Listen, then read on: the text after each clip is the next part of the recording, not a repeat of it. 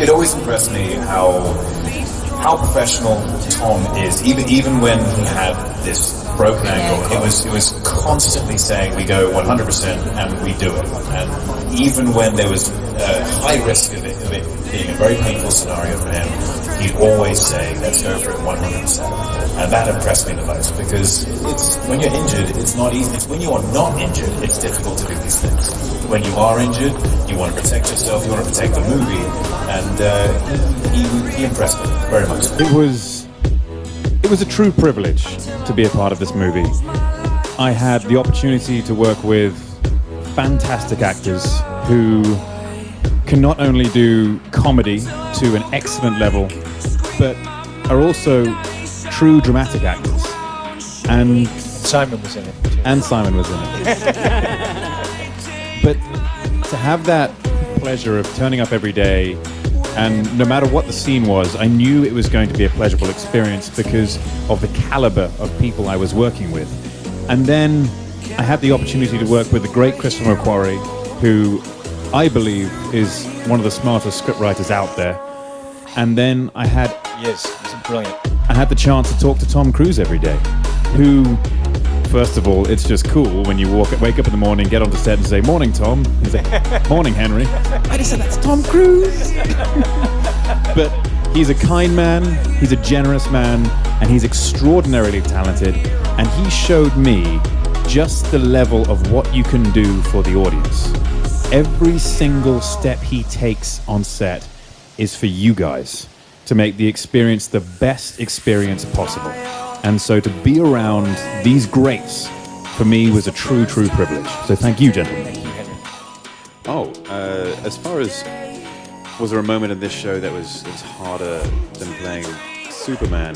The interesting thing about this character is that he's so extraordinarily different.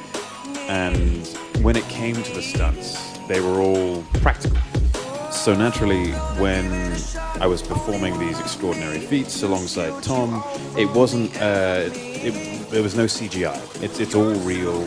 We're all actually there, and so the stresses on the body are that much more extreme. Whereas when playing Superman, a lot of it is CGI. So aside from costume, all of it was harder. In 3 words. Determined, good intentioned, hyphenated, amoral. It was actually exciting and fun to play. He, despite being an antagonist character and not the protagonist, he was very well written. Halfway through, we finally see him switch and his true intentions are made very clear, and it was fun to make that shift. I think the most impressive moment for me was probably in the helicopters in New Zealand. It was an extraordinary experience. Having the doors open in a helicopter, flying above a glacier in the southern Alps of New Zealand, watching the sun go down over the ocean with Tom Cruise doing crazy stunts in a helicopter next to me, that's not something I will forget easily. I think it's a great look for the movie. I think it's a great look for the character. It made a few headlines on the way. I don't know if I look cooler with it. It definitely works very well for this character, but I probably wouldn't have.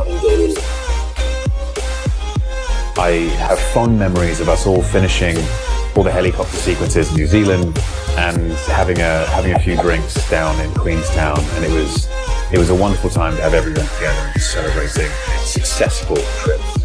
Okay, so I met him first of all when I was auditioning for The Man from U.N.C.L.E., when I was auditioning for Ilya Kuryakin, and he was playing Napoleon Solo. And so I went to his house, and I thought, great, I'm going to Tom Cruise's house. And I sat down on his sofa, we had a lovely chat. He was pleasant as everyone says he is. And we had a conversation, did a bit of a reading. That was it. Job done. I left. Turns out that Tom Cruise is no longer making Man from U.N.C.L.E. He moves on to Mission Impossible. And I was then cast as Napoleon Solo. And Armie Hammer is cast as Ilya Kuryakin. Or sorry, I think we went Ilya Kuryakin first, then Napoleon Solo.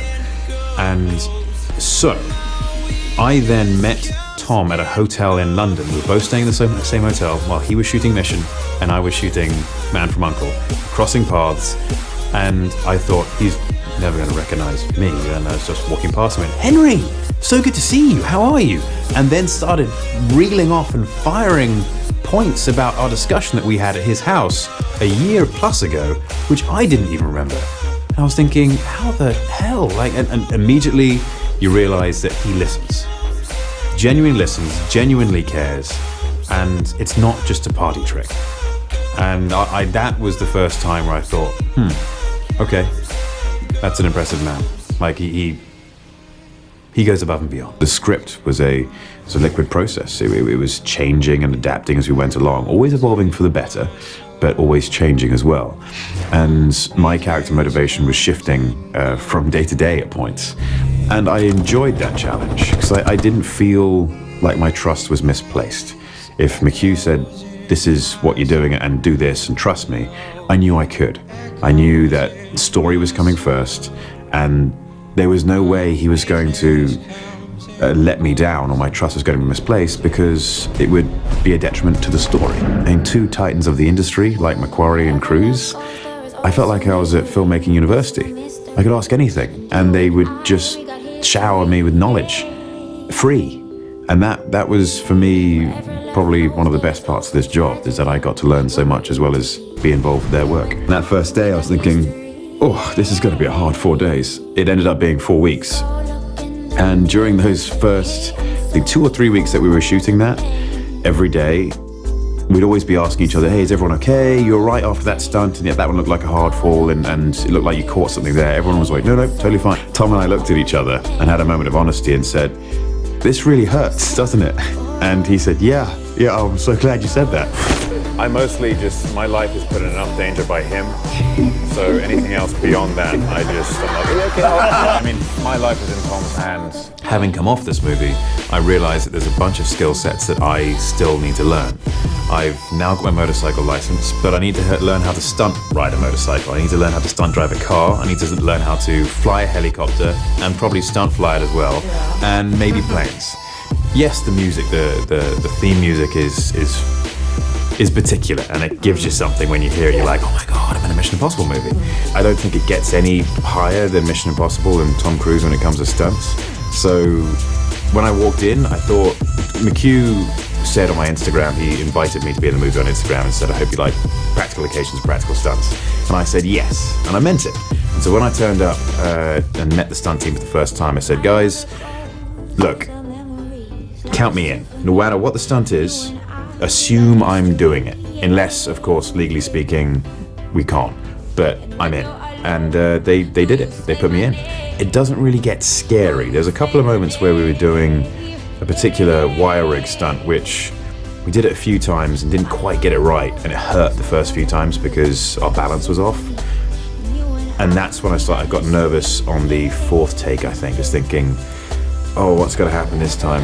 Is it going to be my ribs? Is it going to be like, am I going to break teeth or something? And it does start to get nervous then. But then we were a series of takes, let's say, would be 45 minutes to an hour, maybe an hour and a half up in the helicopter in the mountains. So we get in, and I was in the helo by myself apart from the pilot, and I don't have any extra warm blankets or anything. So there's no one to hold my coat for me. So it will fly out if I'm acting. And if it flies out and goes to the rotors, we all die. And so I'm sitting there in not so amazingly warm gear, and even if it was, it's still very cold, and I can't hear anything either. And I'm sitting there with no headphones. I had one earpiece, which we tested on the ground. I thought, yeah, this will work. I tried it, put it in, and I couldn't hear a word. All I could hear is like muffling in my ear, and then I took the earpiece out and I was deaf in one ear at the end of the day. I thought, this is not going to work. And so I would just sit there in my own head thinking, oh God, like this is really, really bad. How am I going to stop? And I couldn't tell anyone that I wanted to stop either. So it was just sitting there watching these guys discuss the next shot in the air, because we had a number of helicopters in the air and they'd all talk to each other and then do the sequence. And as it started, I was just thinking, we're either moving or am I acting now? And then I'd hear my pilot just shout something and make a hand gesture.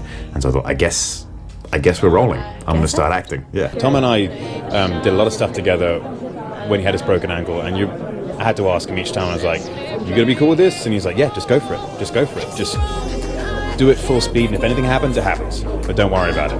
And he's a tough guy. I'm impressed. Motorcycle license? And I said, no. do I need one? And they went, yeah. And I said, when do we have to do the sequence? They went, a week's time. And I said, I can do it in a week. And they went, no, you can't. And I said, okay, well, what do we do? And I was kicking myself at this point because about 2-3 years ago, I had not taken my license because I figured, I got excited about motorbikes. I was like, yeah, I want to take my license. And I thought, I'm 30 plus and I don't want to Start this now. Yeah, right. And Like Tom does. Yeah. yeah. Yeah. And I didn't realize I was going to use it for work ever. And so I had an opportunity and they said, you know what, we'll build a special rig for you. And after that, I was so gutted with my failure that I went and passed my motorcycle license during shooting. Oh, wow. So you and... I had no idea that Tom was that close. I mean, I the first time I stuck my head out, I was like, okay, I know he's somewhere nearby, right? And it's going to be some trick of cameras and he's going to seem closer. I could see the whites of his eyes. I could see his full expression. And he made eye contact. We made eye contact. Yes, we made eye contact. We locked eyes. And I was thinking in my mind, it's going to be okay, Henry. It's going to be okay. And then what scared me the most was when he smiled. He clearly knew he had a brief moment where he could get away with one smile. He smiled at me as I saw him closing in on my helicopter, and I thought, I may have made a terrible mistake signing onto this movie. That was just really off the top of my head. This is the chip that's going around. It just felt right at the time, and then I got kind of shy afterwards, and I didn't do it for the next take. And then McHugh came up to me and said, "What are you doing? Why do the thing again?" And I said, "What thing?" Came and showed me the monitor. I was like, "Oh, okay, cool." And then we stuck with it, and it became a thing. As far as trying to bring some of that brutality to August Walker, I just wanted to try and make him as physically an imposing person as possible. The way he operates is he will be like a bull in a china shop. He just goes in hardcore every time. It doesn't worry about collateral damage or civilian casualties. And so I tried to reflect that as much in his physicality as possible as well.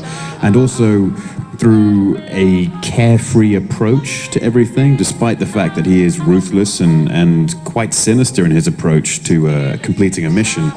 He, at the same time, is very nonchalant, and he's concerned by very, very little.